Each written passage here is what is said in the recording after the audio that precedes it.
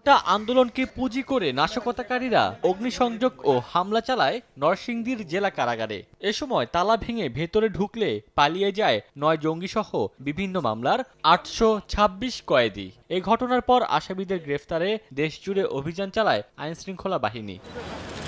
বুধবার রাতে নারায়ণগঞ্জের সোনারগাঁও থেকে আনসার আল ইসলামের সদস্য ফারুক আহমেদকে গ্রেফতার করে র্যাব। তিনি কারাগারের ৪ নম্বর সেলে বন্দী ছিলেন। গ্রেফতারকৃত আসামি ফারুক কারাগারের ৪ নম্বর সেলে থাকতো এবং তার সাথে আনসারুল্লাহ বাংলা টিমের আরও ৩ জন জঙ্গি সদস্য যথাক্রমে হিজবুল্লাহ, আব্দুল আলিম এবং মাইনুদ্দিন তার একই সেলে অবস্থান করেছেন। পলাতক সাজাপ্রাপ্ত আসামিরা সাধারণ মানুষের নিরাপত্তার জন্য হুমকি স্বরূপ, স্পেশালি যারা পলাতক জঙ্গি।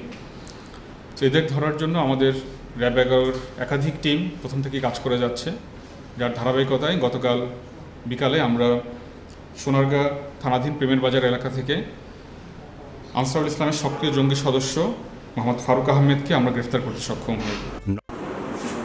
এদিকে বগুড়ায় শ্বশুরবাড়ি থেকে গ্রেফতার হয়েছে মামুন নামে আরেক আসামি। ২০২০ সালের নভেম্বরে হত্যা মামলায় তিনি ১.৫ বছর কারাগারে বন্দী ছিলেন। ১৯ জুলাই নরসিংদীর জেলা কারাগারে হামলা চালিয়ে ৮৫টি অস্ত্র ও প্রায় ৮,০০০ গুলি লুট করে দুষ্কৃতিকারীরা। এই ঘটনার সময় পালিয়ে যাওয়া ৮২৬ কয়েদির মধ্যে আত্মসমর্পণ করেন ৩৫০-রও বেশি আসামি।